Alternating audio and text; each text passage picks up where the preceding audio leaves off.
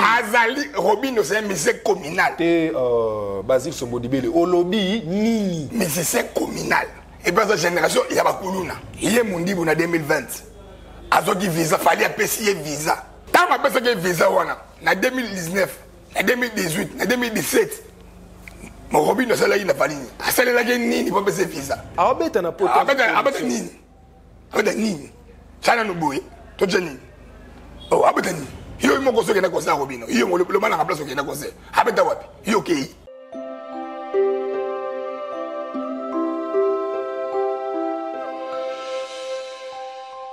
Fidèle ami de Face à Jet Li, bonsoir.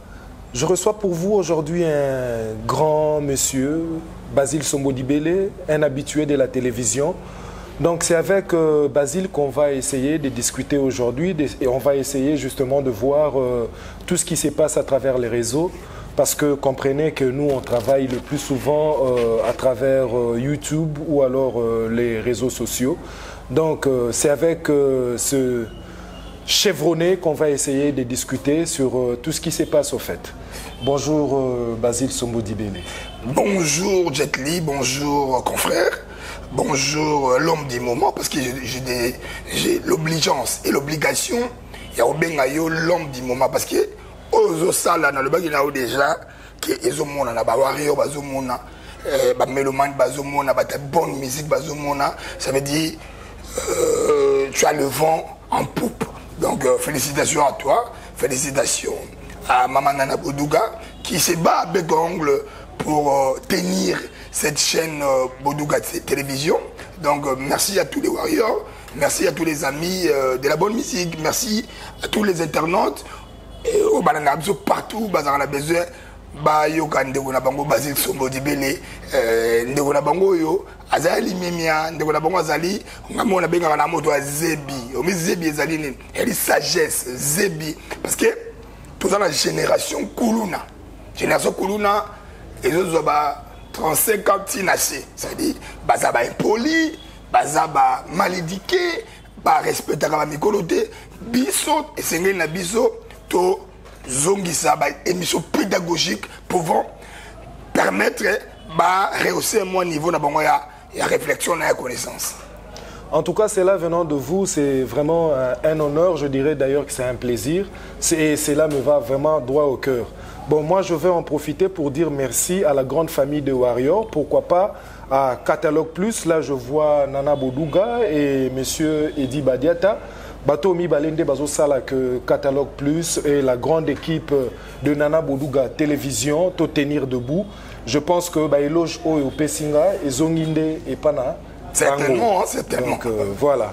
Donc ils ont vraiment Baïloge O et Zongi et Pana Bango. Basile Sombodibele, Makamboza Yako Ningana.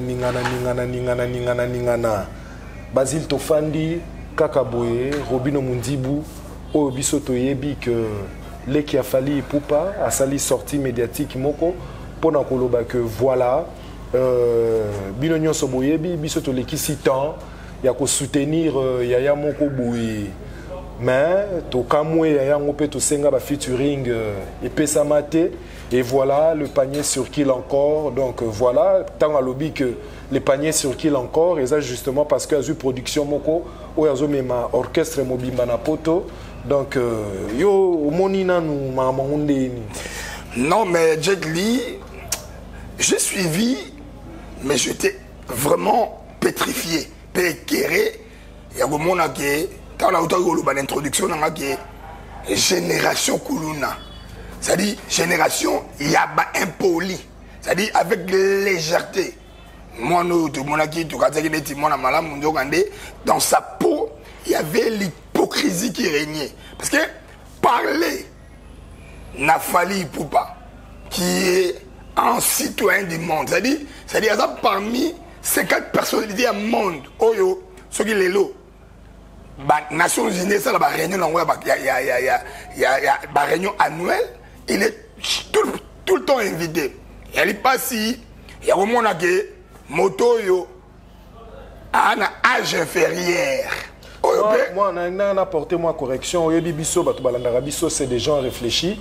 Fally Ipupa fait partie des 50 personnalités africaines au Bayébani de par le monde. C'est ça que j'étais en train de dire, pour dire que Moutabongo, quand vous avez un langage si facile, un langage déplacé, c'est-à-dire nonchalant, un langage peu courtois envers quelqu'un, ou à mériter par respect. Et moi, d'abord, c'est un musicien communal. C'est un musicien communal. Et puis, c'est un musicien Oyo Azali Kagapona ba cassette. Il y a des musiciens Bazaka pour la cassette. Ça veut dire, il y a ba cassette. Mais donc, Azali, un musicien studio na ba cassette. Il y a une place, ok, na grand hôtel. Ça veut dire, il y a un musicien communal, Oyo. Azo régné na kwena na matete na quartier Mboloko na quartier Mpoudi na quartier Belé Kintimbu et consort. Ça veut dire aujourd'hui ma propos égaré, c'est-à-dire avec toute légèreté azo courage à Kolobake il a soutenu Fally en quoi? C'est là où les c'est là où les bas blessent. Obi que Warriors, vraiment il y a aussi silicone. Non, mais Warriors, parce que aussi mais Warriors, ce sont des gens réfléchis. C'est un public, ce sont des fans très avertis. Non, c'est une lobby que Warriors aussi parce que je pense que Warriors Doptaki Robinho Mundibu, pourquoi? Parce que à Talisaki Warriors que Azaleki il y a Fally Ipupa. Il y a un lobby que Warriors bazaya ko silika. Mutu Oyo a se présenté lokola Leki. Il y a Warriors Leki il y a Warriors suprême ko bimisa ba propos ya nengwana na munoko na ye. C'est là où le débat blesse. Menga na bangité parce que je disais tantôt ici, c'est l'hypocrisie qui caractérise ces jeunes hommes. Il a l'âge ya Robinoza, âge ya Bakuluna. Azana âge mokona Bakuluna ne Kulune banda âge na ye donc Kulune bandi de 35 ans tinacé. Ça veut dire to yeba ki biso to ça dit on a trahison na mboka na biso. C'est ça na monnaie courante. So lobby Mondi a contribué na vie à Fally na nini. Après ça que Seben parce qu'il y avait Dagaba Seben. Après ça que Seben na beta. Après ça que Nzembo parce que Nzembo to compter était pour Nzembo to compter Nzembo ya la kati. Ça veut dire ezali tam susu moni mutu so dans entourage à Mabé, mutu so azali tam so auta na mauvaise éducation, il y a place tam so auta professionnellement, tam so auta na famille na il y a mauvaise éducation.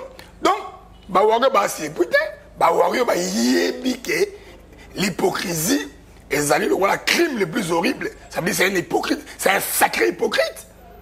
C'est un sacré hypocrite, surtout kamote. Il y en a 2020. Il y a Mundi en 2020. Azoki visa, Fally a payé visa. C'est parce que il avait compris qu'il y a un petit naïe. A payé visa. Tant a payé visa, en 2019, en 2018, en 2017, mon Robin ne s'est pas Fally. A celle là qui n'y pas payé visa. Non, mais parce que Fally c'est un munificent, c'est quelqu'un qui est oblatif, c'est un munificent, c'est c'est-à-dire la générosité grandiose. Oui. Générosité grandiose, à mon petit, naïe, mais il n'avait rien contribué à côté de qu'il fallait qu'il fallait qu'il y ait guerre, il y a guerre, il y a guerre, il y a des missiles, il y a des armes, non. Azala qui permet la Fally, il permet la Fally. Fallait qu'il y ait des étoiles, fallait qu'il y ait des lumières, fallait qu'il y ait déjà les colos. Il y a peut-être des parasites. C'était un parasite avec un système qui pose à sa force. Est-ce que tu ne penses pas que Azui Mokano Yakoloba Bongo, parce que peut-être il fait des émissions, Azako Sala des émissions, peut-être Azo Kumisa Kulutu Nae, Yango Yamoni, peut-être que Nenge, na Kumisi Kulutu Mingi, et que Nazo featuring, bon, Nazu production, Nangai, Nakogi déjà ko volé, Ngamoko pour avoir rappelé déjà Yemoko, peut-être Ami Pessi faciliter le langage. Non, mais faciliter, il faut comprendre. que Fally, il est sollicité partout dans le monde. Fally, il a un agenda. Mais Fally, featuring na Robinho. Est-ce que les gens m'attendent à pas les guinaï? Featuring il y a Robinho Mundibu. Na matanga ya papa Leki, c'est-à-dire les derniers parents. Il a fallu Bouba. Mais comme c'est un professionnel, comme il y avait les devoirs qu'il appelait, il ne devait pas attirer Magamona pour Matanga. Ce qu'il fallait, il y a une production, il y a dans le monde entier, musiciens congolais, ils ont sollicité, il y a du Congo, mais musiciens africains ont sollicité, il est tellement sollicité, ce qu'il est là.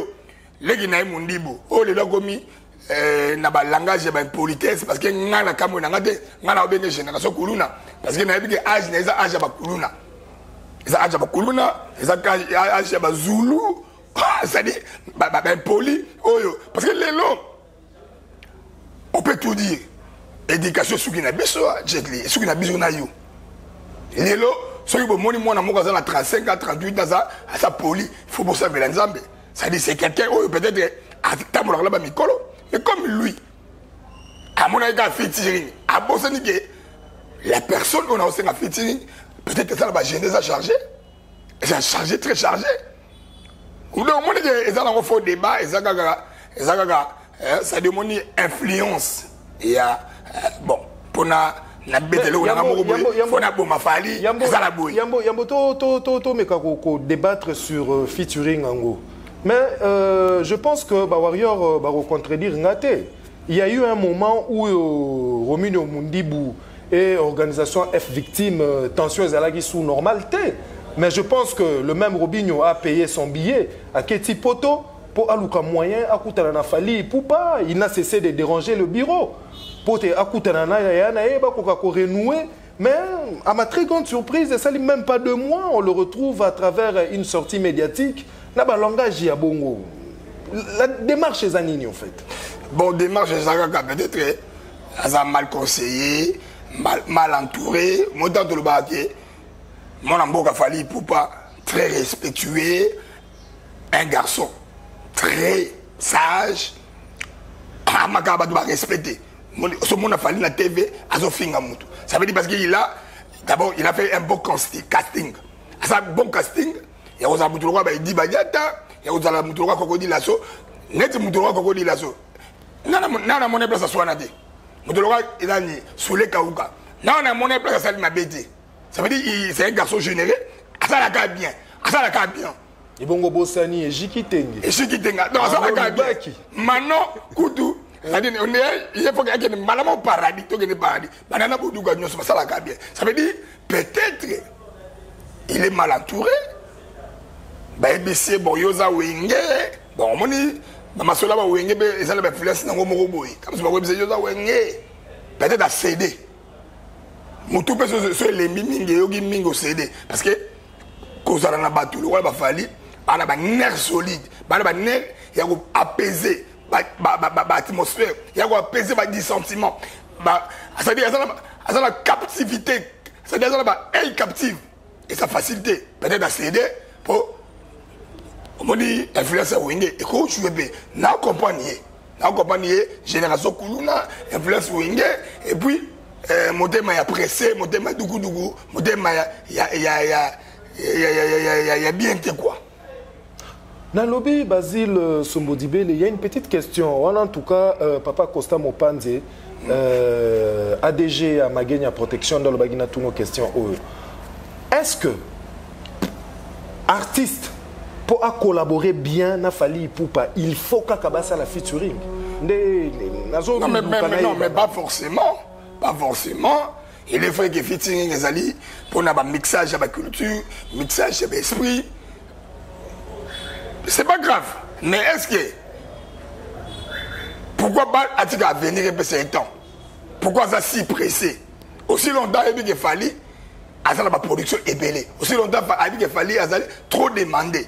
N'a pas fête, n'a pas concert qui est n'a pas stade africain qui est n'a pas ville française, la ville française, n'a Europe, n'a États-Unis, n'a Canada. Ça veut dire, tu dois comprendre. Pourquoi pas avoir un esprit de compréhension. Monique, aza mal intentionné, aza mwana oyo la monnaie déjà na ba germe impolitesse parce que même musique ne so landi wana osati kaka sornette, sottise, ba bêtise. Non tu koyoka on a bandeli analyse na biso lobby en 2020 fallait pour pas pesa qui visa ou permettait qui est à kende poto et je pense que cause à la paix poto ne à liboso hein. Poto liboso ngwana. Poto à liboso a qui wana en 2020. Voilà, grâce à Fali. Mais ana loko ça la Fali. Bon c'est quoi poto wana est-ce que impacta parcours n'a été? Non mais il y a un autre bâti. Ah bozo que des bapoto ko beta na bapoto. Ah musique ezongi. Ah de redémarrer musique na monde. Ah Fali Poupa, il fallait quelqu'un a osé. Comme Fali a osé. Mais bon que moi bozo que des poto ko beta muta za ba fanatique na ye. Muta na public na ye. Ba fanatique ya Fali comme na bango ba warrior. Ba fanatique muso ba ya Fali comme na bango ba les gens de la bonne musique, les hommes et femmes de la bonne musique. Mais, on va avoir 20%. Mais la majorité, 88%, ils allaient au domaine du bango, bah, warrior. C'est-à-dire les gens, oh, bah, ça d'abord, bah, bonne musique, et puis, bah, ça, c'est-à-dire, tu bois, bah, frauder. Tu dis, quoi, vous frauder? Bon, vous mettez un concert, na bino. Vous avez vous la signe, la public, na bino. Vous avez la signe, la public, na bino. Parce que, fallait, ah, le warrior partout. C'est des choses que mais partout au coup de ma warrior. Ok, na Bordeaux au coup de ma warrior. Ok, na Seychelles au coup de ma warrior. Ok, na Braville, président, hein, Liguane, Neti Liguane, président Neti Liguane. Ok, na Kaouka au coup de ma warrior. Junior Guatamaja. Ok, na Kasavubu au coup de ma warrior. Passe na Bisso, pas d'un petit. Mon ami personnel, pas d'un petit. L'homme de Dieu, l'homme de feu, pas d'un petit. Azola na Bisso. Ça veut dire, ah ouais, à l'obbi. Il est pas ce qu'il est, Fali a bloqué Robinet quelque part. On peut dire qu'il y a un sens. Il est pas ce que ça veut dire quoi. Fali avait une dose de jalousie. C'est-à-dire, musique, il y a petit dans mon niveau. Et pour impacter la musique, à Fali. C'est-à-dire, ça n'a rien à rajouter, ni à diminuer, ni à l'autre, ça veut dire, Koutou. Il est à bénéficier par Fali, et puis à bénéficier multiple fois. C'est quoi, il y a un monsieur. Oh, Babengi, J.R. Daniel, il y a Ornella Moussa, et puis je vois Pati Mahamba, Oazara Mingi Mingi n'a choisi Matata Éternité, également maître Olivier Liaki, Balobi n'a tout na yoboye. Balobi, lokola, Baleki Moko, il y a Fali Poupa, ou alors Congolais, Oyo Bazola qui sa Fali Poupa que. Baza aza yaya na bango mais na kati ya éducation to ko mona on dirait ba na ba éducation moko zo ko ya malade ndeke donc moko moko etelemi siko bato lolenge wana est-ce que esengeli ka baza la pembeni ya Fali mais moi na mboka ti oye bandeni biso benga bango ba larron hein sacré larron. Larron azalaki muto montango Yezu azalaki na katikati. Non, ah olobi nanga okoyeba ndenge nini. Mais Robino otaki koleka na kala mingi te, mais Fali pour pas pardonner. C'est pourquoi na lobi que ba komi na lolenge moko boya respect moko ndire respect na bango ko ya malade andeke. Moko kwei, moko elamu ki ezongi mutu. Yango siko na lobi, bato lolenge wana. Okolo ba nini na bureau ya Fali. Mais na lobi bato bongo bazaba autobengaka hypocrite bazaba larron c'est-à-dire bande de profiteurs larron sacré larron ça veut dire profiter on dit larron zali mudo zanga na Yesu na quoi à profiter de discussion malamoko ye à côté paradis bango be c'est-à-dire pour ba mission ça paradis profiter na loko mobo na ye ve Fali ba bien Fali makambo zali mais okoyeba Fali mo emangote okoyeba ye na bizaleli plus tard ne balobaka mwana mboka tedi ne balobaka chasser le naturel revient vite au galon ça demande le comportement na bombelango mama nana moi to ba misu bima bibimi to sala boy Fali to sala boy pour Fali yeba to fingana to sala boy pour Fali yeba na pour Fali yoga amona ke to sa batune Fali c'est un vrai Fali c'est un vrai so yo allez faux faux vrai Yomoko vous allez démasqué. Comment on dit Robino vous allez démasqué. Il est démasqué. Le Robino est démasqué.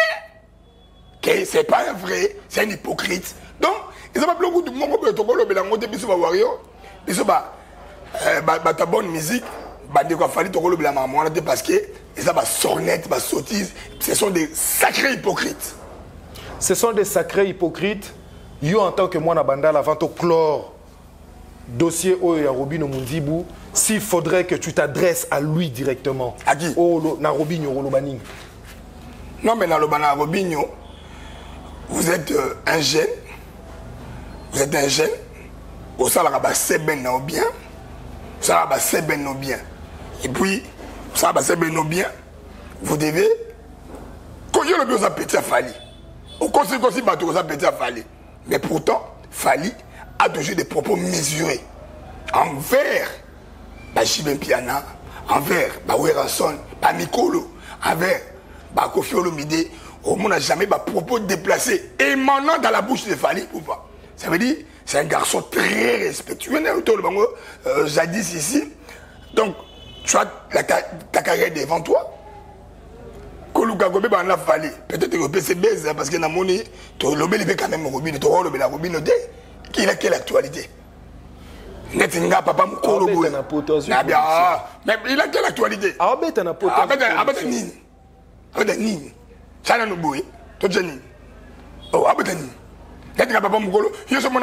La classe, il y a Kinois. Comprenez que c'est Basile Sombo. Artiste Mouchandro. La classe, il y a Kinois. C'est-à-dire que bien abisso Godard mon démon. Par classe Kinois, bien abisso Lili Lumandi, bien abisso Belé. Nous avons la kin. Miguel Toubaji Kakabasele. Baba Junior Guadamaja. Avec le conseil à Robino. Qu'est-ce que Robert Tchana nous bouille? Non, Tchabongo. Non, non, Tchabongo. Tu connais tu as bibité, tu as zaïgoté, tu as pécho. Mais le moment ça va la qui ça. Télé. Bon, ça va la Kinois. Non, c'est un musicien à la cassette. C'est un musicien. Mais ma cassette est rasoutée. Bon, depuis qu'on est DVD. Il faut que la musique soit un concert. Il y a un concert qui est un concert à Robino. Il y a le man à la place qui est un concert. Avec ta wap. Il y a OK. Obi question où ils ont passé. Obi question ils ont passé. Mais évidemment, Obi on a une production au hôtel Noko. Pas tout à fait quand tu éviter. Et on a le but, il demeure et il reste un musicien communal. Un musicien pour la commune. Musicien communal. Olobini. Azali Robino c'est un musicien communal. T'es Basile Sombodibele. Olobi Nini. Musicien communal. Et dans cette génération, il y a Bakuluna. Dans la clip, il y a Bakuluna Belide. Dans la clip. Basile Sombodibele, na biso toi les ningani ya kosakanate, Fali pour péter absent, battant et belé Internet et l'y a quitté parce que Fali pour pas avoir ça la sortie médiatique mon côté. Tolali ka boy tolamuki tomoni Fali pour pas bimeli biso na kovo o yemo gazo benga ngo o eza kokotaye. Mais ce que tu comprends de te kokotaye en challenge na TikTok na Facebook na nini do na ebisio ya kosakana te na bana basi bakati mokokoli. Qu'est-ce qui se passe? Non mais moi na mboka tete ali to benga ga Fali il pour passer la star. C'est un modèle de la jeunesse. Ça dit Fali a sauver pays sous batama bandi. Moi je batama bandi. Ba mon dire bandi faut que ta kovo parce que hier on a su kaka di kovo. Ça veut dire c'est une star au tango à l'obina sala. Ils ont look. Peut-être ça mon pépé. Avec exemple sur Afrique, ça mon pépé. Ala sebinoge ana beauté ga suki parce que ba mususu boka abima kitoko faka ngasuki. Dans la dans net mon nene. Mais Fali ala sebinoge même na kovo, il est toujours beau, il est toujours élégant. Ça veut dire à démystifier kovo une fois de plus. Mais Tala en plein reçu dans le monde. En plein reçu dans le monde, au moment que tout azokata kovo. Star de wana. Suivez les grands prêtres. Suivez Mokonza musique à Congo. Suivez le numéro 1 de la musique congolaise. Suivez le Munificent. Suivez le site touristique. Suivez l'oblatif. Fali Poupa. Donc, pas de tout balandi. Tout Kovo Yanga ou Togata Lobby. Et vous, vous avez pas l'image, c'est en direct. Voilà, ça veut dire que Souki, lobby, les alliés, Kourasake, ce qu'il fallait à lobby, à dessiner les banques. Bah, tu ne sais pas dessiner les banques. Celui-là, le bas du a commis voilà, c'est quelqu'un qui est béni, c'est un don béni. Là où il fallait toucher, ça rime partout. Là où c'est dit, il fallait au Simba. Et Simba Minanzambe.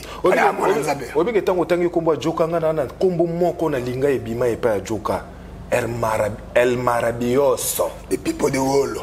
Nabiso El Maravilloso, on a des bomakanga mabe.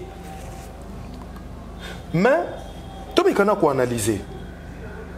Fali Poupa, Koko Taye, mais on a dit que Batumine ne bazalaka. Soka zana période, il y a sacrifice moko derrière un événement.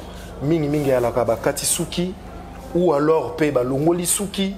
Tu ne penses pas qu'il y a concentration, il y a Stade de France? Mais il n'y a pas de problème, ça revient au même.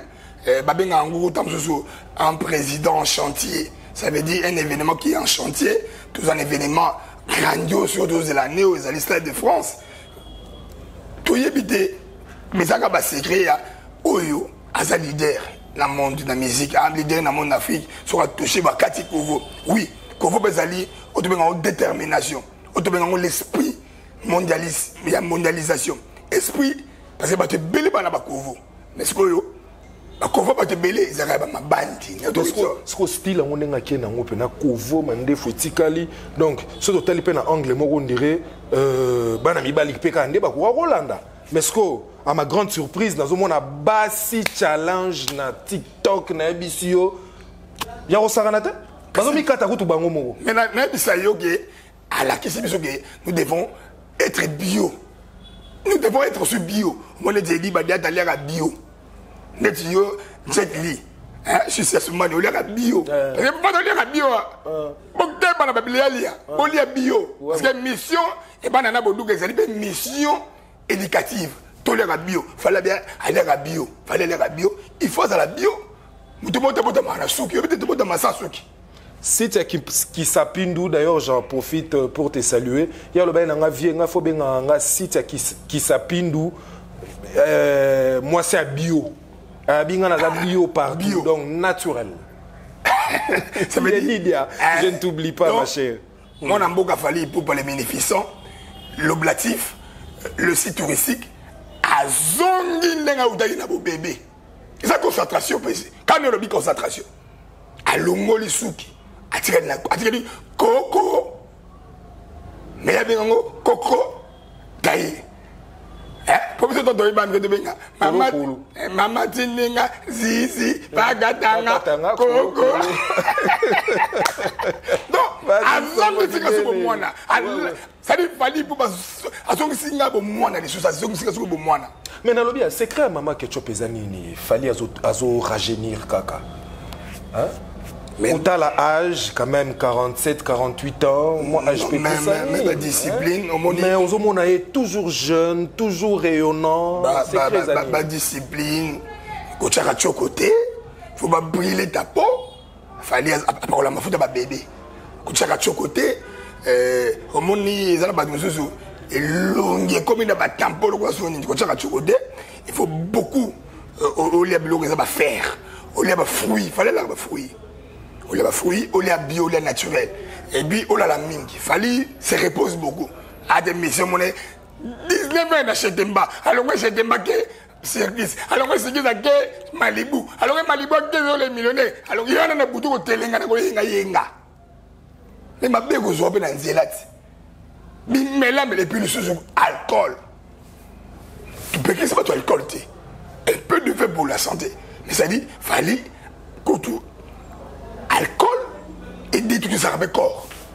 Et on monnaie là, toujours jeune, à plus de 45 ans, mais il apparaît jeune. Au bim, c'est mon amour, à Mélaga, Bazododo, il y a 33 ans. Tala Nouni. Ça veut dire, il y a un peu, mais ce que tout, pas de sango, tu peux ça prix. il y a des prix de sauter, ça fait fallu prix un modèle de la jeunesse. Modèle de la jeunesse. Et puis, on s'est rajeuni davantage. Parce que c'est quelqu'un qui est dans la nature, qui est bio, qui vit l'air frais.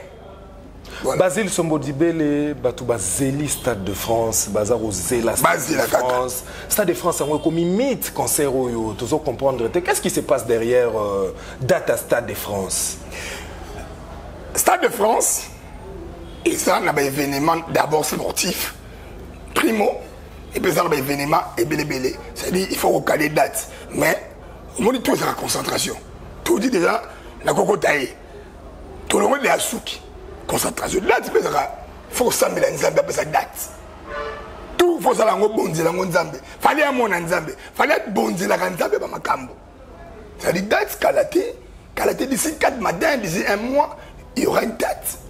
Oh, c'est un événement continental. C'est un événement mondial. Parce que les Africains, et ça, je joue à Nabango, ils feront des déplacements. Les Brazzavillois, les Angolais, les Namibiens, la Côte d'Ivoire, la Sénégal, ils vont effectuer un déplacement pour nous qu'il y ait sa défense. Parce que France, avec sa capitale, qui est Paris, c'est une ville cosmopolite. C'est en fait la capitale du monde, la France. Donc, tant que vous allez tourner là-bas Bordeaux, là-bas Paris, là-bas Bordeaux, là-bas Nantes, là-bas Marseille, là-bas Allemagne. C'est-à-dire il a conquéri l'Europe et il fallait boucler l'Europe dans un lien mythique, dans un lien Oyo. Première Coupe du Monde, il y a des Français.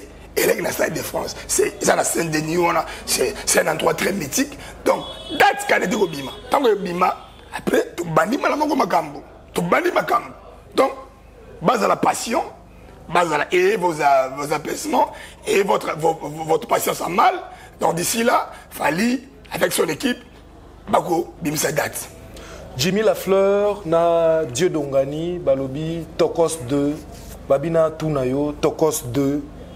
Et Tikali, justement, on a moins de 100 exemplaires physiques, il faut préciser. Parce que il faut que Warrior support physique.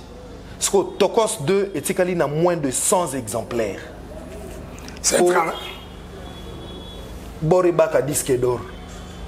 Et puis il faut le disque d'or certifié. Disque d'or, tu vas consacrer ce cas-là. Disque d'or. Moukilebi qu'il fallait ça la makamunyo sont normal. Donc certification et rosala. Certifié. Ça veut dire j'en appelle à la conscience de tous les warriors, surtout les warriors basés en France, en Europe, en facilité. Il y a ça dit il faut que ce mango physique na FNAC. Il faut que ce mango physiquement. Ça dit formule 1, formule 7 ans. Non, Tokos 2. Et tu regardes a moins de 100 exemplaires physiques au sombi, disque d'or certifié. Et puis formule 7P, ils ont se comporté vraiment bien. Et Tikalisou est belé penzami. Donc Tikalisou est belé penzami. Ça veut dire félicitations à mon aboga Fali Poupa. Oyo a une vérité la musique. Parce que ton quoi man a l'okuta la musique en boka na biso. Au moment où on va en Belgique, papa t'es pas cause aux États-Unis. Bati bébé blanc soda toi aux États-Unis nous on va la Belgique baba tami comment na muto kena mata de dans du conseil na ça dit fallait biso véracité dans la musique la vérité ça dit pasteur pas du petit azolanda bébé elle biso vérité dans la musique donc ba warrior surtout ba warrior en France ba warrior en Belgique ba warrior en Suisse boya kosomba physique hein. C'est un exemplaire, on est tiré les moukiers. Moins de ça, pour te coster, à ce disque là, rafle dictionnaire certifié. Famille 7, ça dit, 80 gars, si vous sommes bien, direct. Tu peux te faire la tricher parce que dans la mort, tu peux te faire. Mais il fallait la musique et les saillots. Et non, fallait, à son bon, on est parce qu'il fallait la musique, il faut les saillots. Et la musique, comme on les a fallu. Ça dit, 80 gars, mais tu le fan, tu sais que l'attitude wana. Ba warrior, tu sais que l'attitude wana bo somba bongo toujours 2 disques d'or d'ici là certifié. Il s'en est fini pour moi aujourd'hui. J'avais donc reçu Basile Sombodibele. Je clôt cette émission d'aujourd'hui. Je vous retrouve à travers une nouvelle série d'émissions. Ciao.